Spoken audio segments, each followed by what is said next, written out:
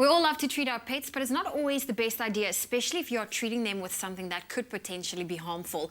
So what is a harmful or a good treat, you might ask? Well, we have Guy Fafe in studio to tell us all about the do's and don'ts to treating our pets. Guy, welcome back to Expresso. Thank you very much. Now, with the festive season coming up, you know, that's often the time when we indulge, and when it comes to our four-legged friends, what are some of the issues that arise this time of year? So there are two things. I mean, we like to treat them, and then there are also things around that our dogs and cats shouldn't be eating, and often they'll eat too much of. So for example, we treat them, that's fine, but they could get hold of your turkey or your ham.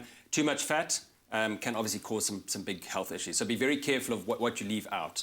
In terms of treats, we often have chocolate around, those kind of things, which are not good for dogs. Why is chocolate not so good for dogs? So chocolate has a thing called theobromide in it, which is it's like caffeine, which is what makes us like chocolate and want to become addicted to it. But for dogs and cats, it can be toxic, and they can get they can die of heart conditions.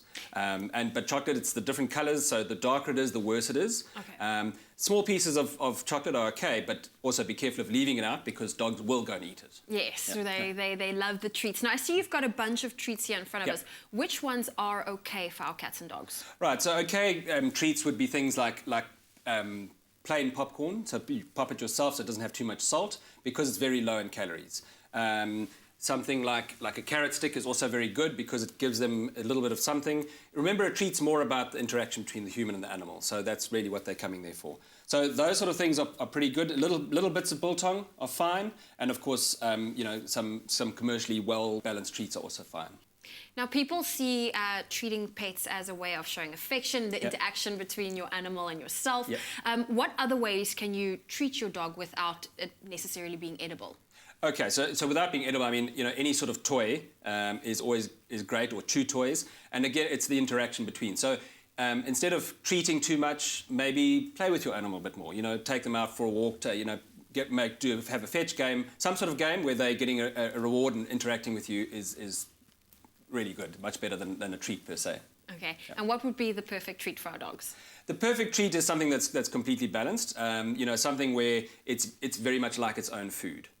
So something like chicken and carrots, and then obviously for more overweight animals we have treats that are specifically designed for those that are on a diet as well. So small amounts of that is fine. Guy, you've told us some of the good treats and also the okay treats to give our pets. What are some of the things we should stay clear of? We know that chocolate is a no-go on that list. Absolutely. So some of the other things are anything that's really fatty and salty, like chips. Raisins have a specific toxin in them that cause some problems, so let's avoid them. Anything that's high in energy fat, like biscuits, is not good. We know that cabbage and cauliflower can be an issue as well. So that we can avoid, and avos is also an issue because they're full of fat, and there also is some kind of toxin in there. It is the festive season, so we all, as humans, love to overindulge this time of year. What are some of the things we should stay clear of in terms of leftovers for our pets? Okay, so just be careful because dogs will come and find those leftovers, and so fatty foods is a big problem. They tend to eat that, and obviously chicken bones, and that is a no-no, and turkey bones. So a far better option is something like these chicken and carrot treats, which are fully balanced and like their food. And if they're a little on the overweight side and maybe on diet, then we have metabolic treats that are specifically designed for that as well. Well, thank you, Guy, for sharing all these great tips with us. And, with the festive season just around the corner, make sure that you do follow these do's and don'ts to make sure your four-legged friend is healthy and safe this season.